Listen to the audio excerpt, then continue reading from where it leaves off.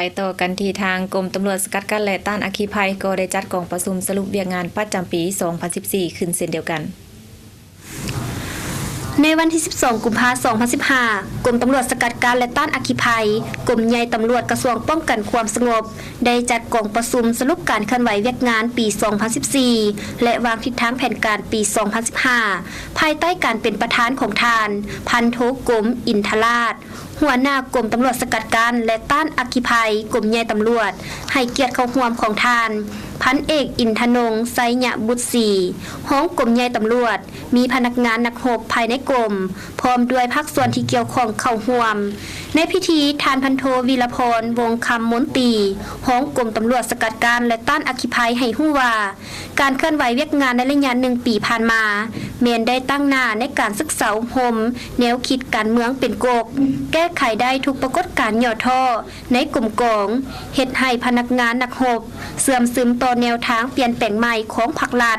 มาติคำสั่งต่างๆอย่างเป็นปกติและเคลื่อนไหวเฮ็ดเวียกตามภาระบทบาทของตน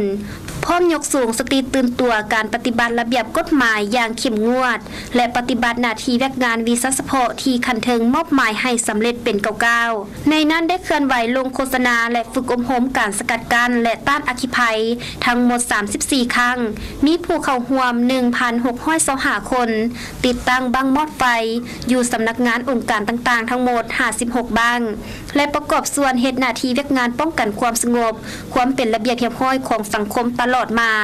ท่านห้องกรมตำรวจสกัดกั้นและต้านอัคคีภัยให้ฮู้ตื่นอีกว่าแม้นจะตั้งหน้าสู่ตนปฏิบัติ9เวียกยุทธศาสตร์7เวียกจุดสุม10โครงการของกรมใหญ่ตำรวจวางออกปฏิบัติภาระบทบาท10หน้าที่และจัดตั้งปฏิบัติโครงการของกรมให้มีประสิทธิผลสูงตั้งหน้าเฮ็ดสำเร็จหน้าที่วิศาเฉพาะในสายสกัดกั้นและลดพรการเกิดอัคคีภัยในระดับต่ำสุดเพื่อลดพรการสูญเสียทรัพย์สมบัติของรัฐก็คือของพลเมืองน้ำเอาทิศทางแผนการของกลุ่มใหญ่วางออกไปจัดตั้งปฏิบัติให้สำเร็จผล